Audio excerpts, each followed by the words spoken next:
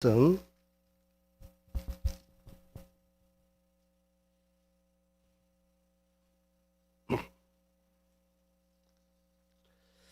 한 절 한 절 교도가 있습니다.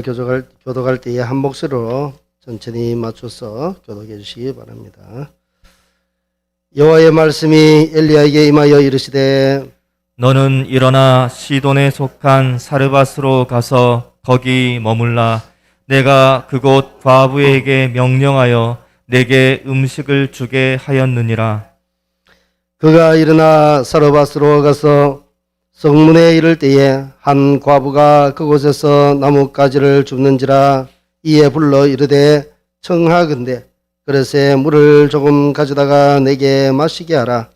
그가 가지러 갈 때에 엘리야가 그를 불러 이르되 청하건대 내 손에 떡 한 조각을 내게로 가져오라. 그가 이르되 당신의 하나님 여호와께서 살아계심을 두고 맹세하노니 나는 떡이 없고 다만 통에 가루 한 웅큼과 병에 기름 조금뿐이라. 내가 나뭇가지를 둘을 주어다가 나와 내 아들을 위하여 음식을 만들어 먹고 그 후에 넌 죽으리라. 엘리야가 그에게 이르되 두려워하지 말고 가서 내 말대로 하려니와 먼저 그것으로 나를 위하여 작은 떡 한 개를 만들어 내게로 가져오고 그 후에 너와 내 아들을 위하여 만들라. 이스라엘의 하나님 여호와의 하는 말씀이 나 여호와가 비를 지면에 내리는 날까지 그 통에 가루가 떨어지지 아니하고 그 병에 기름이 없어지지 아니하리라 하셨느니라. 그가 가서 엘리야의 말대로 하였더니 그와 엘리야와 그의 식구가 여러 날 먹었으나 다 함께 여호와께서 엘리야를 통하여 하신 말씀같이 통에 가루가 떨어지지 아니하고 병에 기름이 없어지지 아니하리라. 아멘. 오늘 제목의 말씀은 하나님의 은혜라는 제목의 말씀으로 증거하고자 합니다. 이 시간 말씀을 증거할 때에 성령께서 깨닫게 해주신 은혜가 넘치시기를 간절히 원합니다. 우리들은 살아갈 때에 종종 또 기도를 많이 해보지만 또 기도에 응답이 없거나 그로 인해서 힘이 빠진 적이 어쩌면 다 경험이 있을 줄로 압니다. 이럴 때에 정말로 답답하죠. 간절히 기도했는데 하나님의 응답이 없으면 얼마나 힘들겠습니까? 장순옥 권사님 그동안 어르신을 위해서 수십 년을 기도했을 것입니다. 참 그동안 이루어지지 않을 때에 얼마나 답답했겠습니까? 그런데 참 오랜 세월이 지난 뒤에 하나님의 때가 되니까 어르신을 보내준 줄 믿습니다. 얼마나 감사합니까? 그런데 우리가 이처럼 장거의 세월을 기도의 응답을 받지 못하면 정말 힘들 것입니다. 포기할까 말까. 과연 하나님이 들으실까 안 들으실까? 의심이 들 때가 있다는 것이죠. 그래서 여기에 보면은 하박국 선지자도 이렇게 이야기합니다. 하박국 1장 2절에서 4절 말씀 보면 여호와여 내가 부르짖어도 주께서 듣지 아니하시니 어느 때까지이니까 내가 강포로 말미암아 외쳐도 주께서 구원하지 아니하시나이다. 어찌하여 내게 죄악을 보게 하시며 패역을 눈으로 보게 하시나이까. 급탈과 강포가 내 앞에 있고 변론과 분쟁이 일어났나이다. 이러므로 율법이 해이하고 정의가 전혀 시행되지 못하오니 이는 악인이 의인을 애워쌌으므로 정의가 굳게 행하여짐이니이다. 이렇게 말씀하고 있습니다. 지금 이 하박국 선지자가 얼마나 답답했는지 그 시대 상황. 자, 이것이 무슨 말씀인가 하면 당시에 여호야김 왕이 있었고 그 왕이 다스리던 때로 추정이 됩니다. 이때 상황은 정말로 악한 시대적 상황이었습니다. 왕도 타락했고 백성도 타락했고 심지어 성전에 있는 제사장까지도 타락했고 어느 것 하나 타락하지 않은, 한마디로 말해서 모두 총체적으로 문제가 있고 타락했던 때였습니다. 가히 영적 암흑기라 할 정도로 굉장히 그 시대에 타락했던 때죠. 자, 또 불의가 판치는 그런 와중에 있었습니다. 그러니 하나님은 곧 이 나라를 멸망시키려고 작정한 때죠. 자, 이것을 보고 누가 봤느냐? 하박국 선지자가 지금 보고 있습니다. 하박국 선지자가 그 시대 상황, 불법 불의가 행하고 정말 불법 불의가 행할 때에 하나님의 징계가 내려와서 그를 쳐서 아니면 전염병을 보내서 몰살을 시킨다든지 이런 징계가 있으면 되는데 그런 징계도 없고 아무런 조직도 없으니까 얼마나 답답했겠습니까? 그래서 그는 하나님께 많이 기도했지만 시대 상황은 고쳐지지 않고 왕도 고쳐지지 않고 백성도 고쳐지지 않고 돌아오지도 않고 제사장도 돌아오지 않고 여전히 그 가운데 있는 것을 보고는 얼마나 탄식했는지. 그래서 그가 이야기하죠. 여호와여, 내가 부르짖어도 주께서 듣지 아니하시니 어느 때까지니? 정말로 하나님이 듣지 않았다고 지금 생각하고 있겠습니까? 아니죠. 정말 이럴 때 얼마나 힘들겠습니까? 아무리 외쳐도 상황은 변하지 않고 그럼에도 불구하고 하나님은 어떻습니까? 하나님은 여전히 그 자리에 그대로 계시고 하나님은 영원히 살아계시고 우리의 모든 것을 다 듣고 계신 줄 믿습니다. 영원전부터 영원까지 다만 우리가 하나님은 그렇게 계시지만 그 시대적 상황, 그 불법이 횡행하는 그 시대적 상황, 다만 그 하나님이 곧 있을 징계를 위해서 하나님은 그냥 귀를 닫고 계실 뿐이죠. 그렇다고 하나님이 보시지 않았을까요? 다 보고 계셨던 것이죠. 바로 이처럼 하나님은 그 시대적 상황 모든 것을 다 보고 계시고 알고 계시는 분이 전능하신 하나님인 줄 믿습니다. 하박국 2장 1절에서 2절 말씀도 여기에 보면 잘 나타나 있습니다. 하박국이 얼마나 답답했는지 성루 위에 올라가서 하나님의 말씀을 나는 이번에 꼭 받아야 되겠다 그렇게 말하고 정말 단단히 마음먹은 심정으로 올라가 기다리는 모습을 봅니다. 그 말씀을 읽어보면 내가 내 파수하는 곳에 서며 성루에 서리라. 그가 내게 무엇이라 말씀하실지 기다리고 바라보며 나의 질문에 대하여 어떻게 대답하실지 하실는지 보리라 하였더니 여호와께서 내게 대답하여 이르시되 너는 이 묵시를 기록하여 판에 명백히 새기되 달려가면서도 읽을 수 있게 하라. 그렇게 기록되어 있습니다. 자, 여기서 보듯이 하나님은 안 계신 것이 아니라 다만 하나님의 때가 차기까지 침묵하시고 기다리실 뿐이었던 것이죠. 왜냐하면 하나님의 날은 천년이 하루 같고 하루가 천년 같다는 하나님의 말씀이 계셨습니다. 시간의 개념은 우리의 개념과 틀립니다. 아주 오래된 것 같지만 하나님의 시간으로 보면 극히 짧을 수도 있고 또 우리는 짧다고 생각하는 그 시간에 하나님은 굉장히 긴 시간으로 둘 수도 있다는 것이죠. 오늘 본문을 보면 엘리야 선지자가 아합을 상대로 가뭄을 선포하게 됩니다. 정말 엘리야가 선포한 대로 그 나라 그 땅에 가뭄이 시작됐습니다. 왜 이런 가뭄이 시작됐는가 보면은 아합의 행위가 얼마나 악했는지 그도 우상을 섬기고 온 백성들이 다 우상을 섬기고 바알과 아세라를 섬겼던 그 나라 그리고 그가 얼마나 악했는지 포도는 또 사람을 죽이면서까지 강탈했던 자, 이렇게 살았기 때문에 하나님께서 그 땅에 가뭄을 내리셨던 것이죠. 하나님이 살아계신 것을 지금 보여주고 있는 것입니다. 만약에 우리의 삶도 이처럼 아합과 같이 악한 삶을 살게 되면 어떻게 되는가? 인생의 가뭄과 같은 것을 만날 수 있다는 것입니다. 심각한 가뭄을 만날 수 있다는 것이죠. 그러니 우리는 이것을 알고 매맞기 전에 이런 가뭄이 오기 전에 우리의 행실과 우리의 생각과 우리의 신앙을 고쳐야 될 것은 고쳐야 될 것입니다.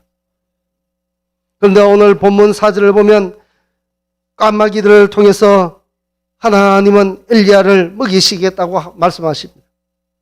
9절 말씀을 보면 그리고 또 9절 말씀 보면 하나님이 사르밧 과부에게 명령해서 엘리야를 먹이시는 장면을 보게 됩니다.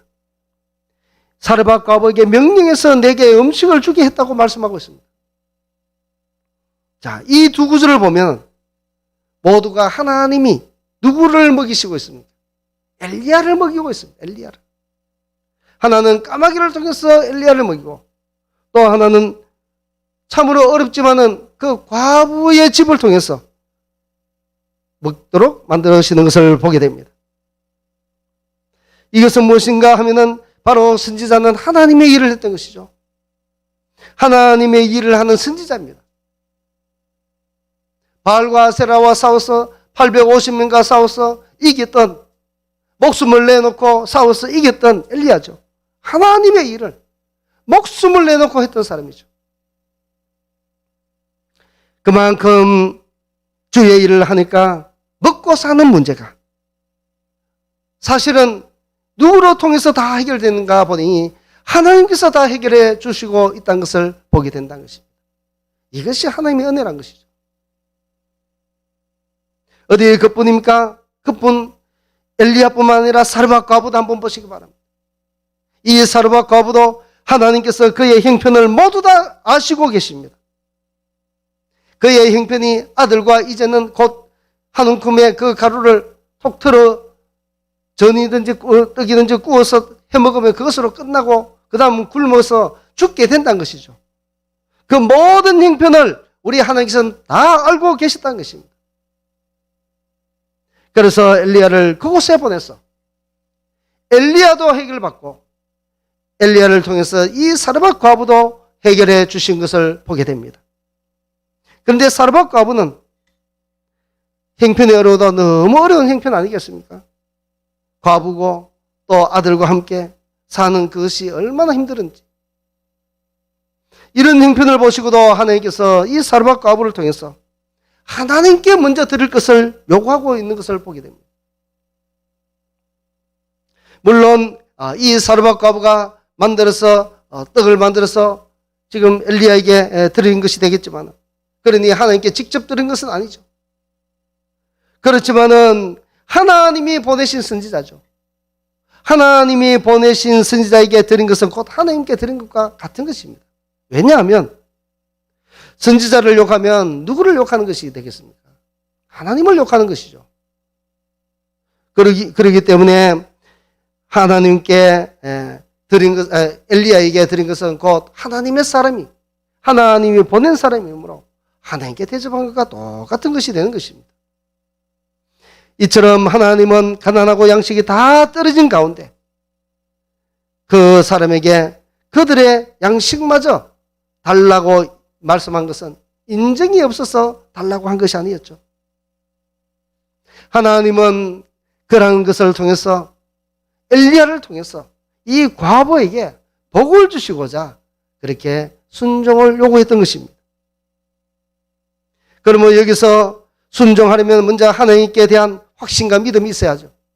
사르밧 과부의 입장에서 생각을 해보면 이 엘리야 선지자를 대접하려면 믿음과 확신이 있어야 되는 것이죠. 그래도 사람인지라 내가 하루라도 더 먹고 그날 배를 명쾌되기를 원하지 않겠습니까? 또 모를 일이죠. 내가 이것을 하루 먹고 그 뒤에 무슨 또 다른 양식이 생길지, 그러니 어떻게 하든지 내가 좀 더 먹는 것이 그때 당시로 보아서는 절대적인 것 아니겠습니까? 그럼에도 불구하고 하나님은 그에게 너가 먹는 것은 너가 한 조각을 먹고 그 나머지 한 조각은 나에게 달라는 것이죠. 그러니 그 한 조각을 드린 것 쉬운 것 같지만 굉장히 어렵다는 것이죠. 목숨이 달린 일이죠. 그러니 여기에는 하나님에 대한 믿음과 확신이 있어야 된다는 것입니다. 따라서 하나님은 그들의 마지막이라 여기던 식량에 하나님을 의지하고 하나님을 믿는 믿음을 요구했던 것입니다. 말씀을 보면 염려하지 마라, 염려하지 말고 그것을 나에게 먼저 갖다 달라고 얘기하죠. 우리들도 때로는 어렵지만 하나님께 드려야 할 것은 드려야 된다는 것입니다. 어렵지만은, 우리가 형편이 어렵지만은 하나님께 드려야 될 그런 것이 있다면 마땅히 드려야 된다는 것입니다. 여기에는 믿음과 확신이 요구가 되는 것이죠. 내가 이것을 드리면 내 생활비도 줄어들고, 또 이것을 드리면 무엇도 쓰지도 못하고, 여러 가지 상황이 복잡하게 얽힙니다. 그러나 내가 마음에 있고 소원에 있고 그것이 있는 가운데 내가 드리고 싶은 것은 믿음을 가지고, 저는 정말 이런 설교는 좀처럼 하지 않습니다. 목사가 헌금을 요구한다 이런 생각, 그 말씀을 들을까 봐. 그러나 이 말씀의 원리를 보면 그렇다는 것이죠. 이처럼 이 사르밧 과부가 마지막 정말 절대적인 이것을 가지고 하나님께 드리라. 너가 나에게 달라. 주면은 이것으로 통해서 하나님께서 복을 주신다는 것이죠. 사랑하는 성도 여러분, 하나님은 어디에 있든지 우리의 형편과 처지를 다 아시는 분입니다. 이 사르밧 과부도 형편을 다 아시기 때문에 엘리야를 그곳으로 보냈던 것이죠. 이 사르밧 과부의 입장에서 보면 엘리야가 자기 집에 찾아온 것은 은혜 중에 은혜죠. 절대적으로 지금 식량이 없고 가뭄을 당해서 모든 사람들이 고통당하는데, 사르밧 과부에게 엘리야가 나타났다는 것은, 하나님이 보내주신 사람이 나타났다는 것은 은혜 중에 은혜라는 것입니다. 그 누구보다도 자기 백성의 생명을 귀히 여기시는 하나님 아니십니까? 이처럼 하나님이 물질의 염려와 먹는 염려를 우리가 하기 전에 하나님의 일에 우리가 더 집중을 한다면 그 모든 것은, 나머지는 하나님께서 해결해 주신다는 것이죠. 우리가 항상 생각할 때 이번에는 어떤 방법으로, 어떤 기적으로, 누구를 통해서 우리 하나님께서 나에게 역사하실까? 내가 정말 어렵고 힘든 가운데 나는 하나님을 위해서 최선을 다했는데 하나님은 나에게 어떤 방법으로, 이거 기대하는 것이 얼마나 좋은지 모릅니다. 그래서 설레는 마음으로 주님의 일을 우리가 상상해보며 그것을 소망하면서 우리가 살아가는 것입니다. 그것이 얼마나 기쁜 일인지 모릅니다. 나중에 어떤 일이, 내가 바로 힘든 일이 해결되면 하나님께서 이런 방법으로 나의 모든 것을 해결해 주셨구나. 하나님의 역사가 눈에 보인다는 것이죠. 어려운 가운데 해결되는 그 모습. 그래서 사랑하는 우리 성도 여러분, 우리가 삶 가운데 여러분들도, 우리 사랑하는 성도님들도 사르밧 과부와 같이 하나님이 다 보고 계시고 우리 사랑하는 성도들의 모든 형편을 다 알고 계신다는 것입니다. 그래서 하나님의 은혜가 늘 임하게 되는 것을 믿고 하나님만 의지하시고 하나님의 은혜를 구하며 살아가는 우리 사랑하는 성도들 다 되기를 원합니다. 자, 이렇게 하나님께 나갔더니, 하나님께 들었더니 어떻습니까? 결과는 그 통이 마르지 아니하고 비워지지 아니하고 기름도 마르지 아니하는 그런 은혜를 입었습니다. 우리 사랑하는 성도님 가정에도 이와 같은 은혜가, 물질의 은혜와 또 여러 가지 은혜가 넘치게 되기를, 이 추수감사주를 맞아서 넘치게 되기를 주의 이름으로 축복합니다. 기도하겠습니다. 사랑과 은혜가 충만하신 하나님 아버지, 오늘 또 엘리야가 가뭄 가운데 하나님께서 까마귀로 그를 먹이시고 사르밧 과부를 통해서 먹게 하신 하나님의 오묘한 그 섭리, 또한 사르밧 과부도 엘리야를 통해서 하나님께서 식량을 해결해 주셨던 이 놀라운 일들 모두가 하나님의 은혜인 줄 압니다. 이러한 은혜가 사랑하는 모든 성도들 가정에도 있게 하여 주시옵소서. 우리의 먹고 사는 문제로 더 이상 고민하지 아니하고 주님께만 의지하고 하나님의 일을 위하여 충성하는 저희들 되게 하여 주시옵소서. 그럴 때에 이러한 놀라운 하나님께서 해결해 주시는 그런 은혜를 맛보게 하여 주옵소서. 감사드리며 살아계신 우리 주 예수 그리스도의 이름으로 감사 기도드리옵나이다. 아멘.